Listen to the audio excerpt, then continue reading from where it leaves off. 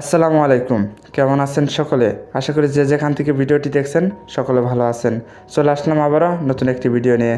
আজকের ভিডিওতে আমি আছি মানিক, আর আপনারা দেখছেন MK এডিট জোন।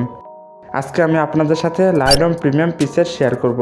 আর প্রিসেটগুলো দেখতে লাইক এরকম। আর প্রিসেটগুলো জিপ ফাইল আকারে থাকবে। আর জিপ ফাইলটি 6 ডিজিটের পাসওয়ার্ড দ্বারা প্রোটেক্ট করা। পাসওয়ার্ডটি ভিডিও স্ক্রিনে কিছুক্ষণ পর একটি করে সংখ্যা দেওয়া হবে।